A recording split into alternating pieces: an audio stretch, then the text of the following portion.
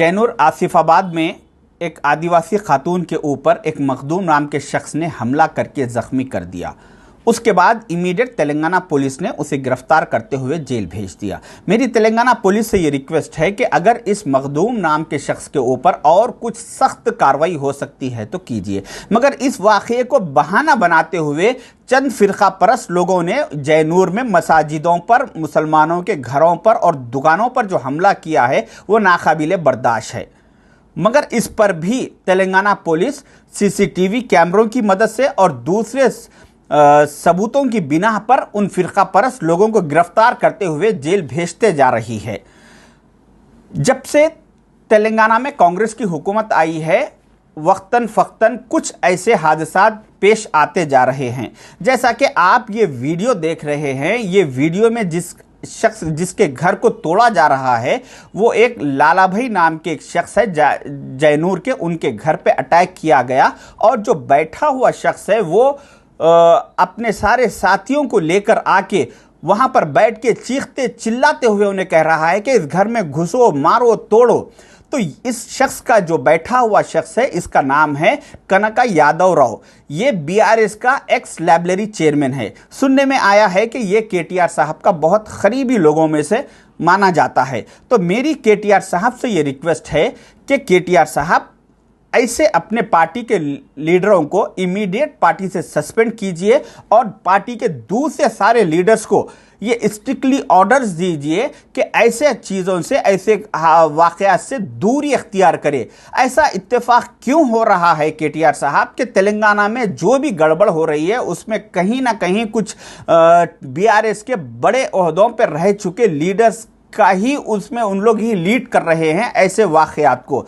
तो अगर केटीआर साहब इस पर अपनी खामोशी नहीं तोड़ेंगे तो तेलंगाना की आवाम ये सोचने पे मजबूर हो जाएगी कि कहीं ऐसा तो नहीं कि बीआरएस पार्टी इख्तिदार से बेदखल होने के बाद केटीआर साहब बौखलाहट का शिकार होकर अपने लोगों को ये काम पे लगाए हुए हैं। मैं नहीं समझता कि केटीआर साहब इतनी नीच हरकत करेंगे, मगर केटीआर साहब अगर ऐसे वाक़यात पर अपने पार्टी के लीडरों को नहीं रोकेंगे और उन लोगों को सस्पेंड नहीं करेंगे तो कहीं ना कहीं ये सोचने पे मजबूर तेलंगाना की आवाम हो जाएगी। रहा सवाल दूसरा, मेरे कई चाहने वाले सोशल मीडिया पे मुझे ट्रोल कर रहे हैं, कह रहे हैं कि आपने तो मुसलमानों केसीआर को पहचानो, बहुत बोला केसीआर साहब के दौर में, अब क्या हो गया है कि अब खामोश है।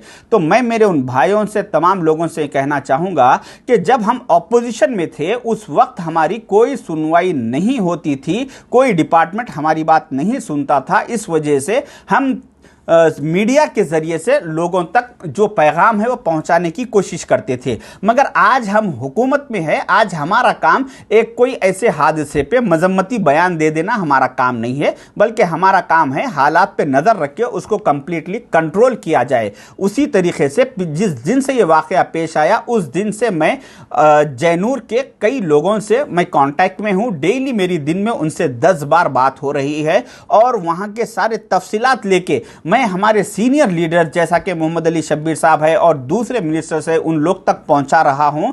और मेरी वहां के एसपी साहब, डीएसपी साहब से भी कंटिन्यूसली मैं उनसे भी फ़ोन पे राब्ते में हूं। मैं अपनी कोशिश बराबर कर रहा हूं। मेरा काम ये नहीं कि मैं सिर्फ मजम्मती बयान दे दूं, बल्कि वहां पे हालात को किस तरह से कंट्रोल किया जाए ये हमारा काम है। कांग्रेस के सारे मुस्लिम कायदीन का, सारे लीडरों का ये काम है, वो बखूबी हम सब मिल के अंजाम दे रहे हैं। तो आवाम को चाहिए कि ऐसे हालात पे कुछ सिर्फ हमसे बयान की उम्मीद ना रखे। जैसा कि आप लोगों ने देखा कि जो एक बार जब भी कोई ऐसे वाक़यात पेश आते तो उस वक्त हुकूमत की नाकामी उस वक्त समझी जाती कि जब ये वाक़यात को हुकूमत रोकने में नाकाम होते जा रही है। तो मगर यहाँ पर जैसे ही एक फ़िरका परस्त लोगों ने मंसूबाबंद तरीके से वहाँ पर जो हमला किया, अटैक किया, उसके फ़ौरन चंद घंटों में सीएम रेवंत रेड्डी साहब, जिसके पास होम मिनिस्ट्री भी उन्हीं के पास है, वो इमीडिएट सारी पुलिस फोर्स को वहां पर भिजा दिए और सारे हालात को अपने कंट्रोल में ले लिया। आप लोग शायद देखे होंगे कि जो एक दफ़ा सोशल मीडिया पे वीडियोस फोटोस वगैरह आए वहां के हादसे के, उसके बाद कोई भी एक वीडियो फोटो आपको नहीं देखने में आएगी, क्योंकि इसकी वजह यह है कि पुलिस पूरा वहां पे कंट्रोल कर चुकी। और उसके बाद से चंद घंटों में जो वाकया हुआ, उसके बाद से आज तक कोई एक छोटा सा भी नाखुशगवार वाकया पेश नहीं आया। तो इसकी वजह यह है कि पुलिस वहां पे बखूबी अपना काम अंजाम दे रही है। और लोगों को ये एतराज़ है कि क्यों वहाँ पे मुस्लिम कायदीन, वहाँ पे कांग्रेस के लीडर्स वहाँ पे आज तक दौरा नहीं करे। इसकी वजह ये है कि अगर कांग्रेस के लीडर्स वहाँ का दौरा करेंगे तो उसके बाद कुछ फ़िरका परस्त पार्टियों के लीडर्स भी अपने दौरे शुरू करेंगे और गैर जिम्मेदाराना बयानबाजी करते हुए माहौल को ख़राब करने की कोशिश करेंगे। इस वजह से पुलिस ने सारे पॉलिटिकल लीडर्स को वहाँ पे आने पे कुछ दिनों के लिए पाबंदी लगा दी है, क्योंकि हमारे लोगों में सियासी शऊर की थोड़ा कमी है। दूर अंदेशी से ज़रा हालात पर नज़र रखिए, देखिए कि पिछले चंद सालों से जैसा कि कर्नाटक में कांग्रेस की गवर्नमेंट है, वहाँ पे ऐसे कुछ हालात पेश आए। उसके बाद फिर तेलंगाना में कांग्रेस की गवर्नमेंट है, यहाँ पे वक्तन फ़क्तन फिर हालात कुछ ना कुछ ऐसे हादसे पेश आते जा रहे हैं। फिर हिमाचल प्रदेश में जहाँ पे कांग्रेस की गवर्नमेंट है, वहाँ पे एक छोटे से इशू को, एक मस्जिद जो 10 साल पहले आज से बन चुकी थी, उस मस्जिद को पर 4 फ्लोर जो कंस्ट्रक्शन किया गया है वो विदाउट गवर्नमेंट के परमिशन के किया गया है। तो इतने छोटे से इशू को लेकर वहाँ पे हिमाचल प्रदेश में हज़ारों नहीं बल्कि लाखों लोग रोडों पे निकल के आके एहतजाज कर रहे हैं कि कैसा ये मस्जिद को, इलीगल मस्जिद को पर रखिए, इसको डिमोलिश कीजिए, फलां फलां इस तरह से। तो मेरा कहने का मतलब ये है कि कुछ फ़िरका परस्त लोग ये चाहते हैं तो हिंदुस्तान में माहौल ख़राब हो, और ख़ासकर उन स्टेटों में जहां पर कांग्रेस की गवर्नमेंट है, उन स्टेटों में माहौल को ख़राब करने की एक बहुत बड़ी साजिश रची जा रही है।